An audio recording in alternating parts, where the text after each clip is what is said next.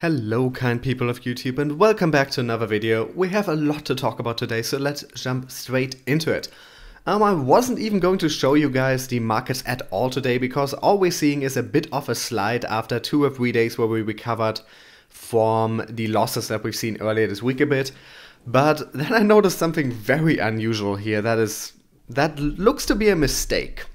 If you're looking here at Forbes Crypto, the number 4 Bitcoin Cash, and you see here a movement 41% up.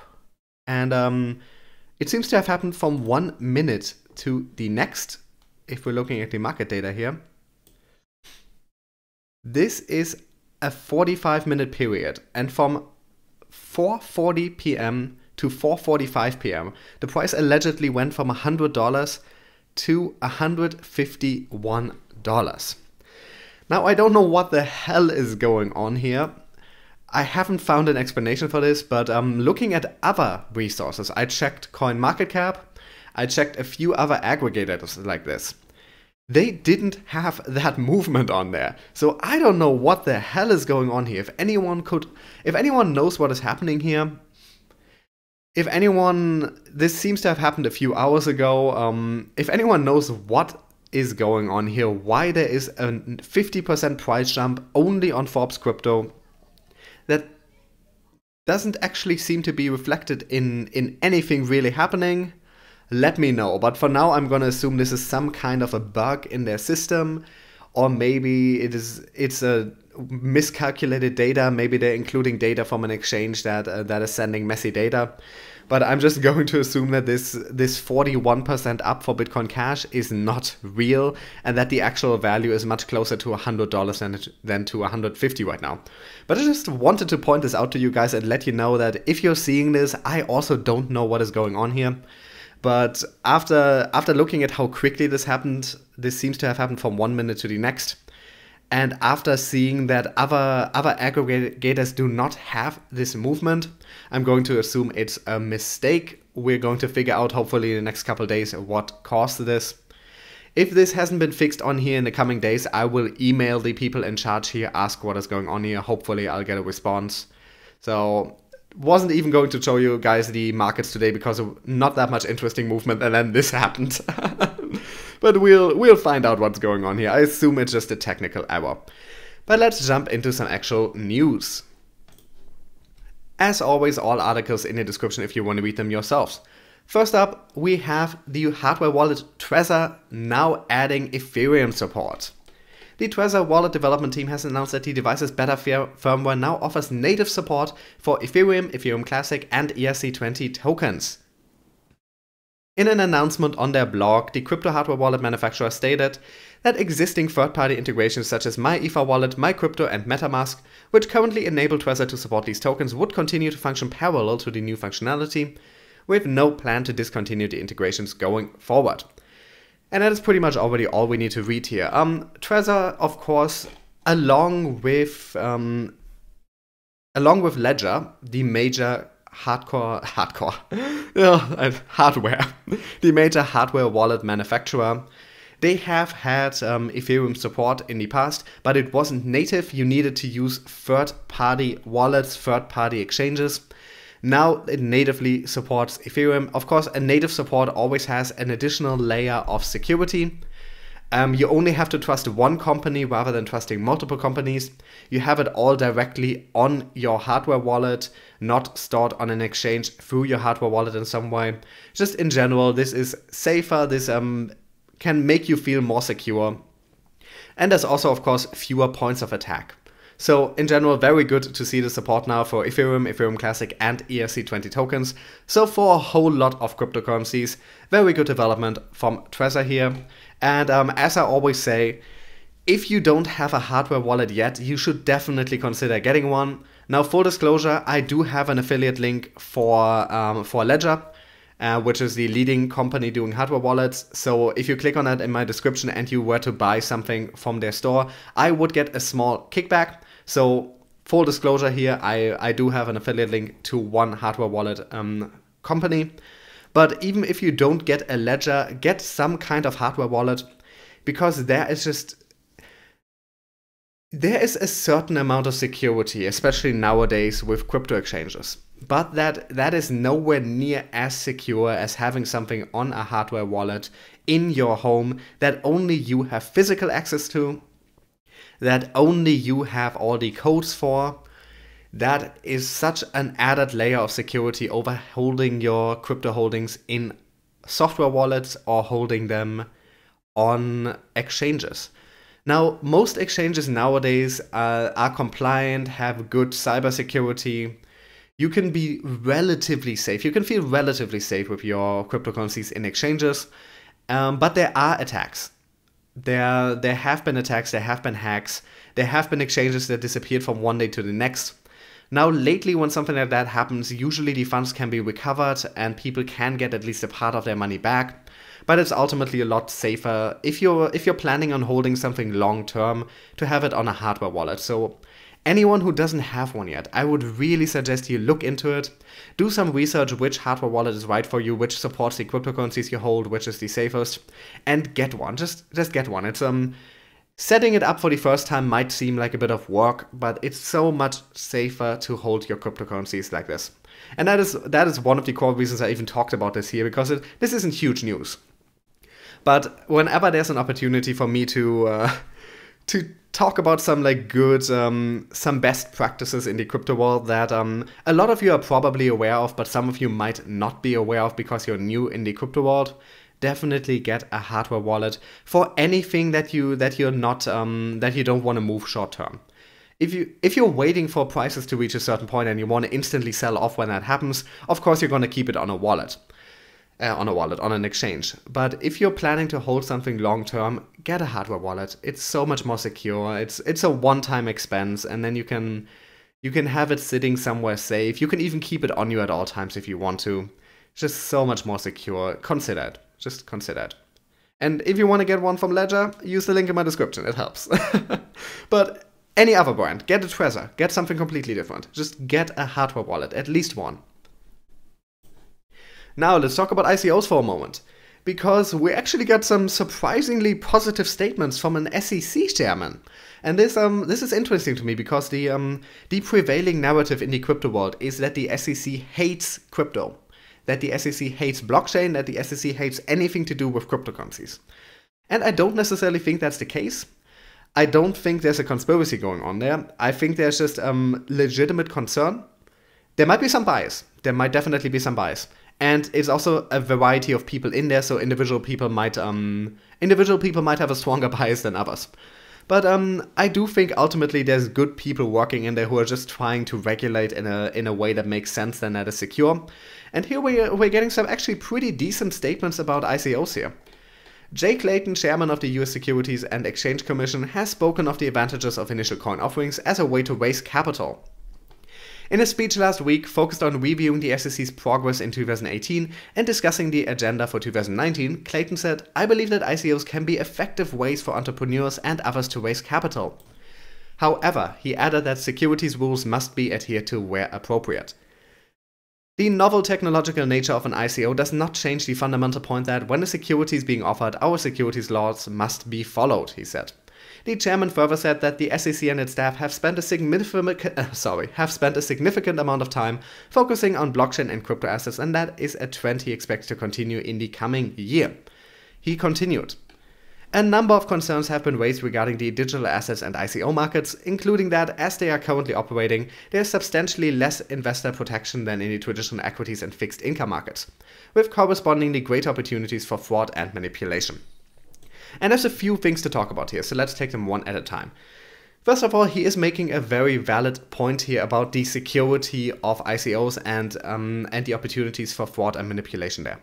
Because as it stands, ICOs have often been used to defraud people out of money, and they are not quite regulated enough to give people the same securities that most traditional investments do.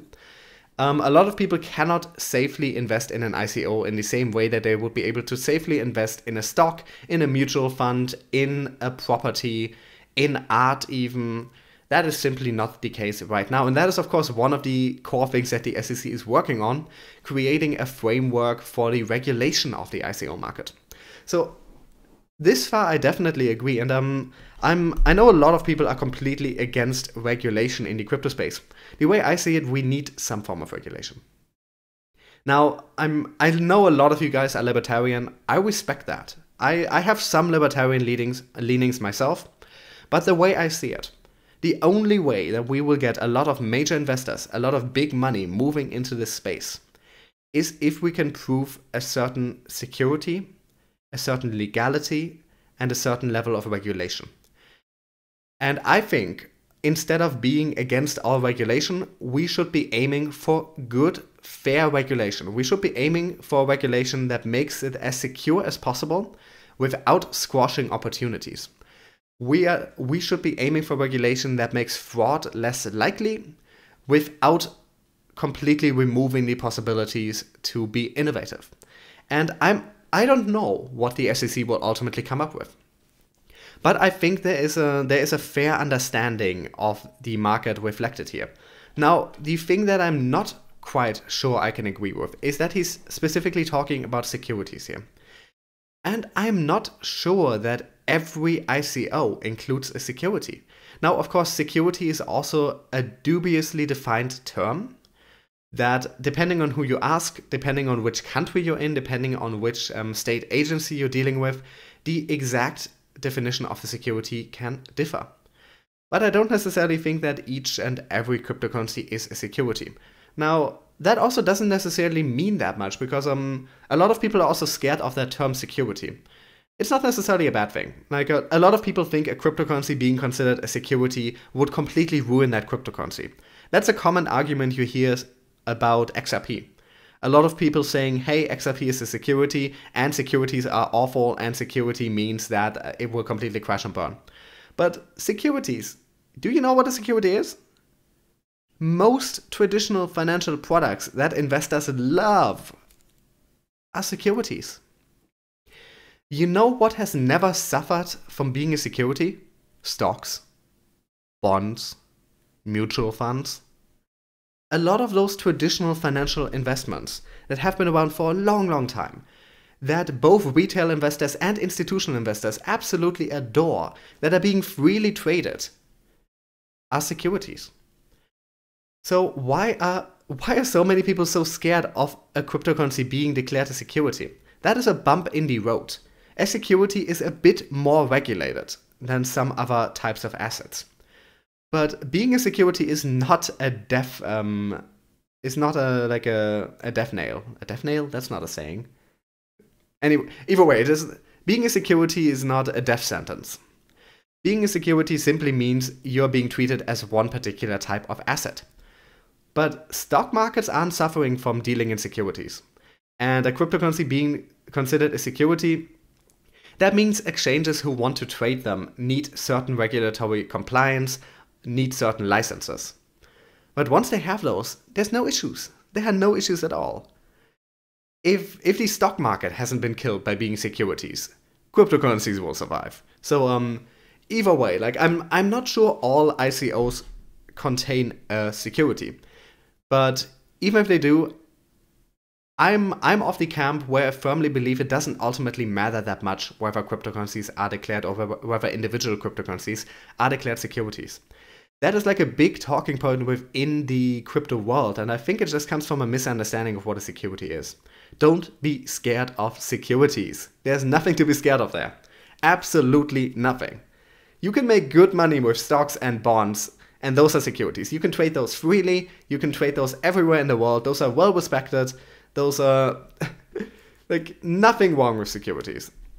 But in general, hearing statements like this coming from an SEC chairman, like I've heard a lot of individual people involved in the SEC talk about crypto, and even if I disagree with their decisions about ETFs in the past, and likely I think there's a very high chance that these ETFs that they're currently considering will be rejected as well.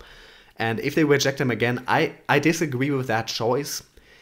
I think in general, a lot of them have shown a good understanding, and they've shown that they've done their research on cryptocurrencies, on ICOs, on this entire space, on blockchain, on what the technological possibilities are, on where our space is right now. And that gives me hope for the future. I can disagree with their decisions without thinking they're ignorant or that they're following some kind of bigoted agenda where they're just trying to keep us down.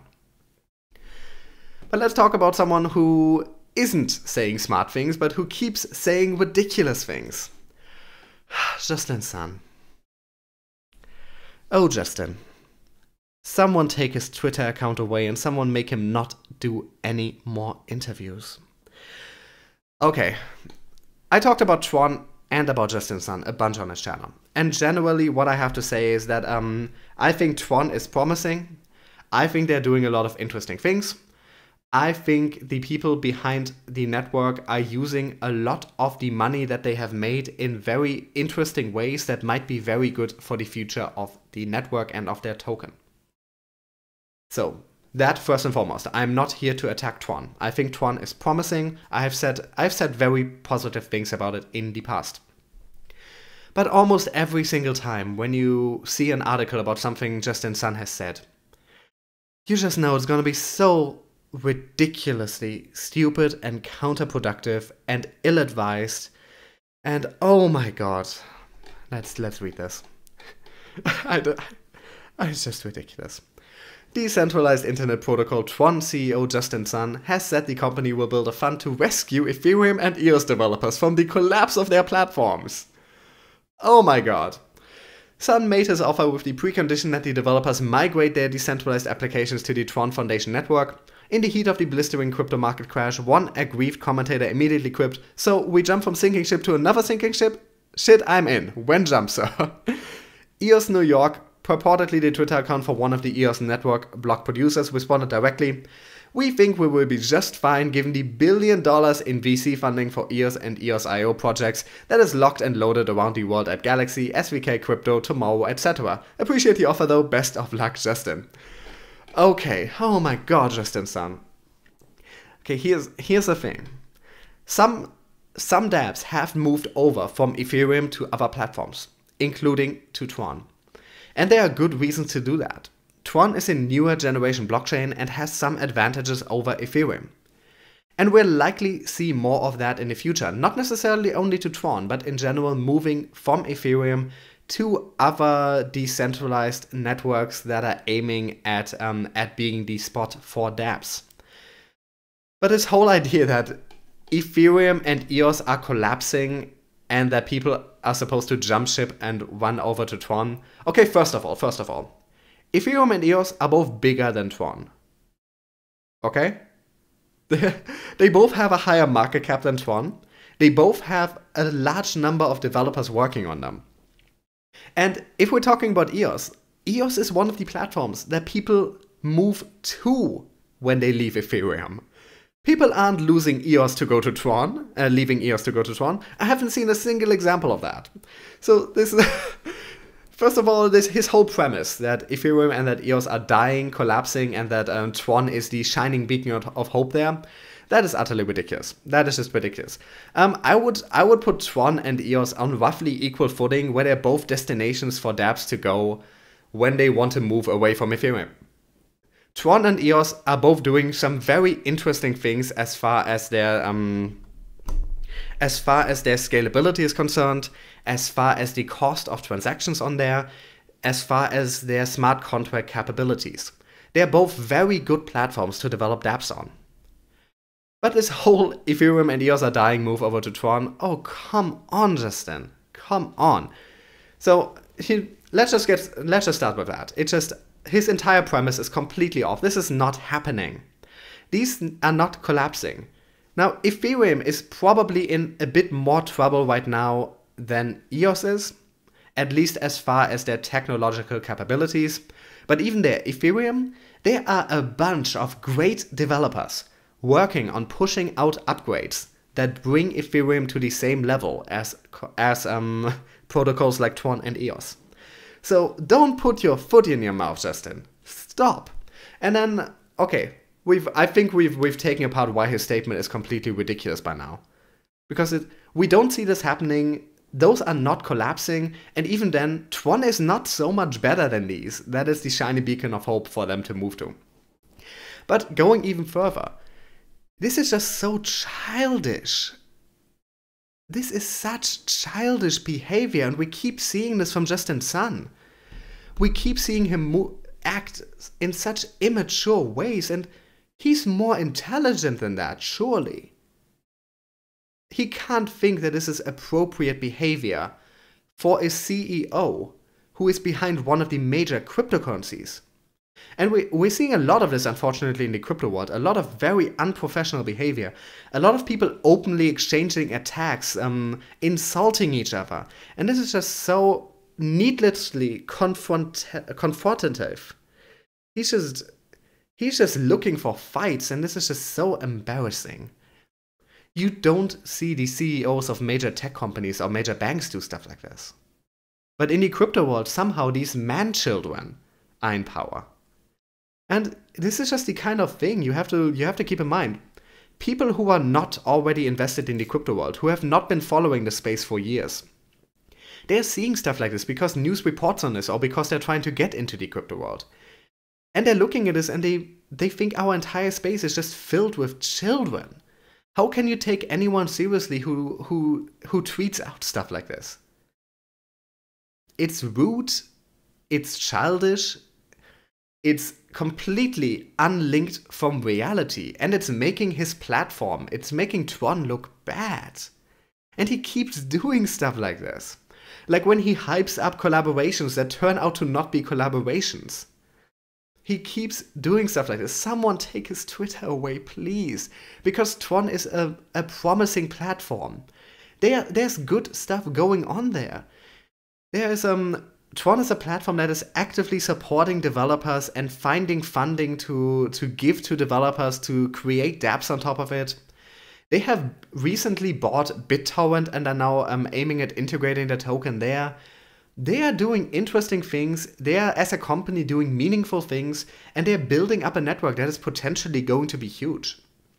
But this behavior, this is childish, this is completely unrespectable. This makes our entire space look like a joke, and it's unbefitting of someone who is meant to be the face of a major cryptocurrency and the underlying network. And this is just sad. This is sad because I like TRON. From all I know about TRON, it's a very, very interesting platform. They're doing a lot of good things. But then they have someone like Justin Sun in power, who cannot spend one day without saying something either inflammatory, stupid, or both.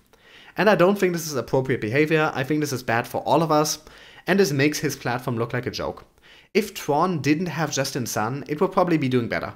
He's a liability. That is just a fact at this point. Justin Sun is a liability because he can't keep his mouth shut. Every time he opens his mouth, something ridiculous comes out. And this is just... why? Why do we need this? Why do we need to frame everything as everyone in the space being enemies? Why do we need to be rude to each other? Why do we need to be tweeting out stuff like this? Especially since these platforms that he's accusing of dying are bigger than his. It's just ridiculous, and it makes me sad because I think our entire space, there is so much room for cooperation, for working together, for growing together, for supporting each other here. This is not a zero-sum game. There is so much growth going to happen in the crypto world, and space for all of us, that we don't need this childish behavior and this infighting. We recently saw it with the Bitcoin Cash hard fork. We saw Roger Ver and Craig Wright, both to different degrees. Craig Wright was worse, but they were also both acting like children. They were exchanging blows. Craig Wright was actually threatening to destroy the blockchain. This is so childish. Why is this going on in our space? We're all adults. Why are we behaving like this? Why? This doesn't need to happen. Do we want to be respected or not? That is ultimately my question. A lot of people are angry that from outside the crypto world we get ridiculed. And we do get ridiculed a lot. A lot of people can't stop making fun of crypto investors. And some of that is because when they look at our space, they see people like Justin Sun in it. They see people who act like children, who say ridiculous things, who can't keep their mouth shut. And it's not making us look good. It is not making us look professional. And any big company who is considering getting into the blockchain game, who is considering working with a cryptocurrency in some way, they take one look at statements and articles like this and they're like, okay, that one is out. And if they see enough like this, especially about different cryptocurrencies, they're going to feel like that about the entire market. This is like an image killer for us. And we're seeing so much of this from different parts of the crypto world. But I think Justin Sun might be the worst. And it's sad because he's clearly an intelligent, capable guy. He's just also so self-important and rude and childish that he keeps saying stuff like this. And it's sad. We don't need this. But let's finish on a more positive note. Let's look in the future. We are positively positioned, says Bitwise CEO. Bitwise's Chief Executive Officer Hunter Horsley spoke about the brutal dips taken by Bitcoin, which was ultimately mirrored by Ethereum, XRP, TRON, other cryptocurrencies in an interview on Bloomberg. He spoke about the importance of cryptocurrencies in the upcoming years and the entry of institutions backed by the government and how it could help improve and trigger the next bull run. Horsley directed towards his firm Bitwise and said that investors, be it individuals or institutions, are investing in cryptocurrencies even though the market is undergoing a crash, and that the people redeeming their investments are negligible. Some English words are hard, especially if it's your second language, as compared to the investors that are pouring in to invest. This is a very good point that a lot of people seem to be ignoring. I don't want to mark all of this area. There is so much investment currently going on in the crypto space, and some of it we don't see because some of it is happening over the counter. Just the other day I was talking about one company who owns over 1% of the total Bitcoin supply, and they have been buying throughout this bear run. They have been buying throughout the market downturn. Every single month they have been buying thousands, sometimes tens or hundreds of thousands. Well, not hundreds of thousands, but they've been buying thousands of Bitcoin every single month, despite the market downturn. And they're not the only ones. All these big companies, all these established financial world companies that are getting into crypto, they are also all buying right now. And if all these investors are buying, what does that tell you about the future of the crypto markets? All these millionaires and billionaires think we're going big. What does that mean? That means we're going big. Furthermore, he said that the institutions or investors' doubts or explanations about the current scenario of the market can be explained by the company or the custodian. He continued, "It simplifies exposure. It's much the same reason that the investors like investing in oil through ETFs or gold through ETFs. It takes away a lot of that complexity. What do you think? Obviously, this is a very competitive space despite the continued slide. What do you think you're offering that's different from everyone else?" And this is another good point here. ETFs and similar financial products, they add a layer of abstraction on top of the crypto world, but they also simplify it. And that is generally the first entry point for a lot of big investors. They want a product that they understand, and a lot of people don't understand the crypto markets quite yet. But in ETF, they understand that. Moreover, Horsley continued by stating that although the bear market has been brutal, more investors and enthusiasts are entering the space as they are getting acclimated with the underlying technology and cryptocurrencies bring to the table. As a reason, he said that the cryptocurrency ecosystem has never felt more positively positioned. He continued, "So the beginning of next year, we'll see Fidelity launch custody. The NYSE sister Bakkt will be launching futures and custody. CME, it has launched features this year, CBOE and a number of others, so I think there are more participants than we've ever seen before and a lot of reason to be optimistic." And with this message, I want to let you guys go for today. There is so much going on right now and so much being launched in the coming months, and every single part of it, except maybe the SEC's decisions around ETFs, everything else has been positive. These huge players in the traditional finance world are all moving into crypto in the coming months.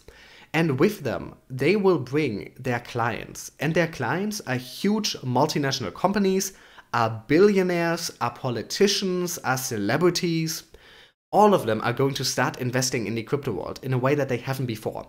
because now they have the trust and security associated with going through one of these major corporations that they already know, that they're already acquainted with, that have already dealt with their money before.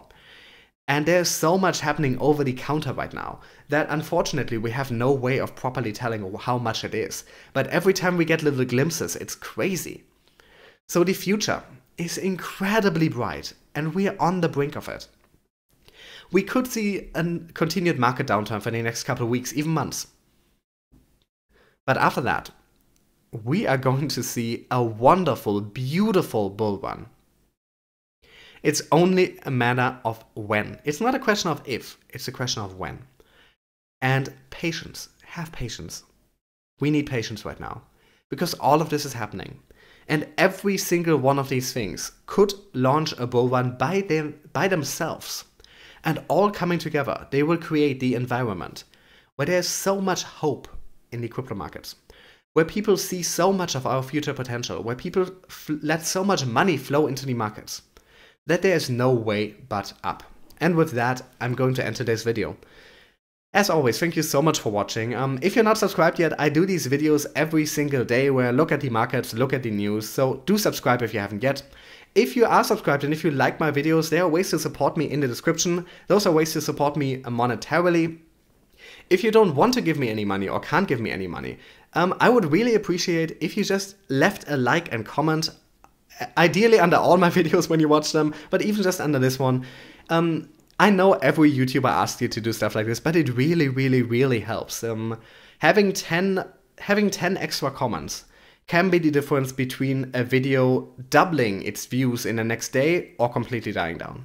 So any comment, any like, highly appreciated. In the description you will also find links to all these articles as well as my social media pages. Thanks for watching, and I'll be back with another video at the latest tomorrow.